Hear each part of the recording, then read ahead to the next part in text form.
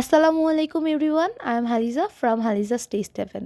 আজকে আমি আপনাদের জন্য শীতকালীন ট্যাংরা মাছ ভুনা রেসিপি নিয়ে এসেছি।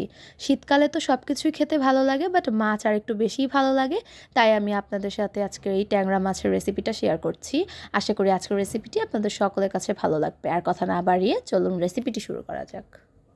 ট্যাংরা মাছটা রান্না করার জন্য প্রথমে এখানে মাছটা কেটে ধুয়ে নিয়ে এসেছি। এরপর দিয়ে দিচ্ছি পরিমাণ মতো লবণ, দিয়ে দিচ্ছি 1 টেবিল চামচ মরিচের গুঁড়া, 1 চা চামচ হলুদের গুঁড়া। এবার মাছটা একটু ভালো করে মেখে নিচ্ছি। অপর সাইডে ফ্রাইং প্যানে তেল দিয়ে তেলটা গরম করে নিয়েছি। এবার আগে থেকে ম্যারিনেট করা মাছগুলো দিয়ে ভেজে নিচ্ছি। একে একে সব মাছগুলো দিয়ে নিলাম। এবার খুব ভালো করে মাছটাকে ভেজে নিতে হবে। একটু ভালো করে মাছটার এক সাইড ভাজা হয়ে গেলে উল্টে দিয়ে অপর সাইডটাও ভালো করে ভেজে নিতে হবে। তো খুব সুন্দর করে মাছগুলো ভাজা হয়ে গেলে মাছটা তুলে রেখে অপর সাইডে আমি কড়াইতে তেল দিয়ে দিচ্ছি পরিমাণ মতো তেল দিয়ে এখানে আমি 1 কাপের মতো পেঁয়াজ কুচি দিয়ে দিচ্ছি। পেঁয়াজটা এবার তেলের ভিতরে একটু ভালো করে কিছুক্ষণের জন্য ভেজে নিতে হবে। পেঁয়াজগুলো একটু ভালো করে ভাজা হয়ে গেলে এখানে দিয়ে দিচ্ছি 1 টেবিল চামচ রসুন বাটা, দিয়ে এবার ভালো করে এটাও একটু ভেজে নিতে হবে তেলের ভেতর। এরপর দিয়ে দিচ্ছি 1 চা চামচের মতো জিরা বাটা, দিয়ে দিচ্ছি 1 চা চামচ হলুদের গুঁড়া, এরপর দিয়ে দিচ্ছি 1 টেবিল চামচ মরিচের গুঁড়া। এবার ভালো করে মশলাটা কিছুক্ষণের জন্য রান্না করে কষিয়ে নিতে হবে।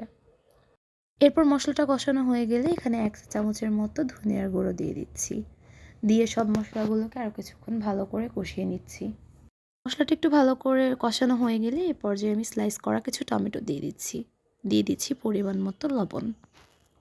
এবার মশলাটা কিছুক্ষণের জন্য আরও ভালো করে কষিয়ে নিচ্ছি। এরপর দিয়ে দিচ্ছি পরিমাণ মতো পানি দেওয়ার পর এবার আগে থেকে ভেজে রাখা মাছগুলো আমি এই মশলার ভেতর দিয়ে দিচ্ছি। সব মাছগুলো এবার মশলার ভেতরে দিয়ে আরও কিছুক্ষণের জন্য এটাকে ভালো করে রান্না করে দিতে হবে। দেখতেই পাচ্ছেন পানিটা একটু শুকিয়ে যখন ঝোলটা একটু মাখো মাখো হয়ে আসছে, ঠিক এই পর্যায়ে আমি কিছু ফালি করে রাখা কাঁচামরিচ দিয়ে দিচ্ছি। কাঁচামরিচগুলো দেওয়ার পর এখানে কিছু কুচি করা ধনিয়া পাতা দিয়ে দিচ্ছি। ধনিয়া পাতা দেওয়ার পর আর 5 মিনিটের মতো মাছটাকে আমি রান্না করে নিব।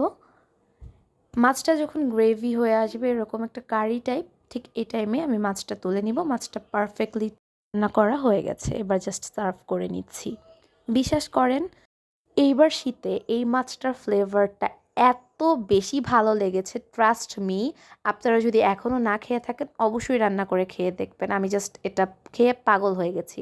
আশা করি আজকের রেসিপিটি আপনাদের সকলের কাছে ভালো লেগেছে। ভালো লাগলে আমার চ্যানেলটি লাইক, ফলো, সাবস্ক্রাইব করে আমার সাথেই থাকবেন। এতক্ষণ ধরে আমার ভিডিওটি দেখার জন্য অসংখ্য ধন্যবাদ।